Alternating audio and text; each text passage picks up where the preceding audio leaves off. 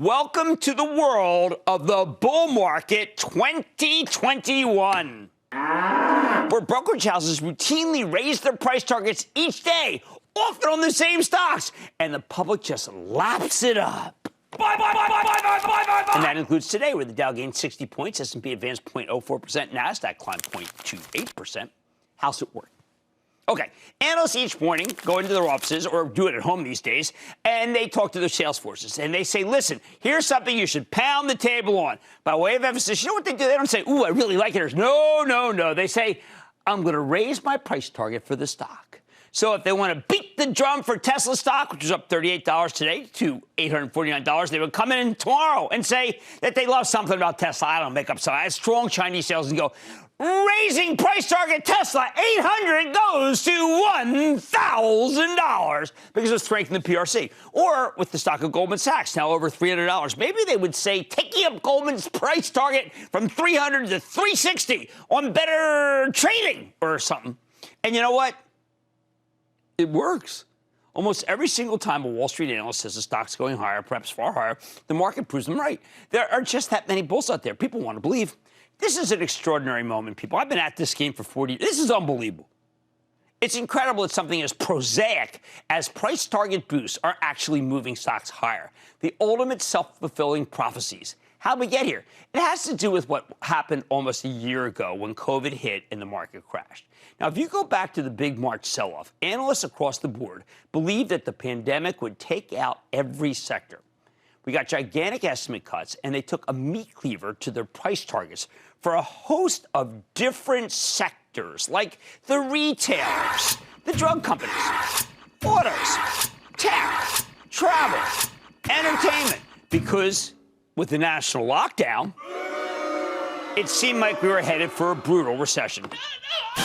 Do you really want to own a heavy equipment stock or an automaker when these are the first to get crushed by a slowdown? You want to own a big home builder when no one can afford to build a new house.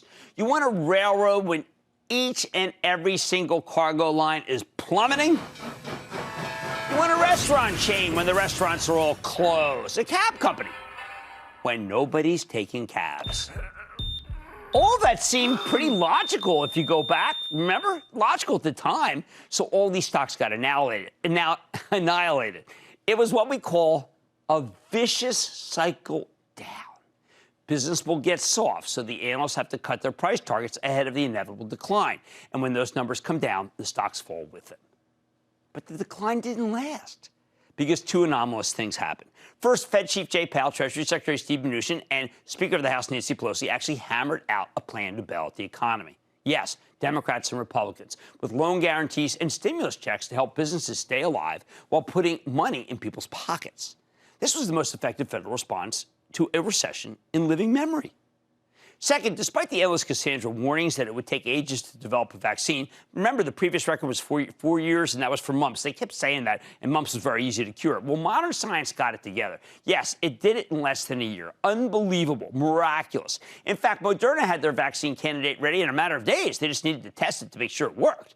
We've now got two that are 95% effective. 9 months ago, even the congenital optimists thought we'd be lucky to get a 60% efficacious vaccine within a couple of years. The result, between the stimulus and the prospect of the vaccines, the recession ended almost as soon as it began. There were no wave of big bankruptcies, no total wipeout of industries that we thought would be destroyed by the lockdowns. So instead of a vicious cycle down the drain, we got a quick pivot, followed by what's known as a virtuous cycle higher, led by the endless ready-made price target boosts that Wall Street's so good at. Don't miss a second of Mad Money. Follow @Jim Cramer on Twitter. Have a question?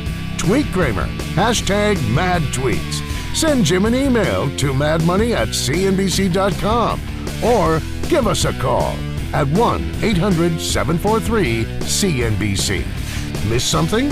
Head to madmoney.cnbc.com. Shepard Smith here. Thanks for watching CNBC on YouTube.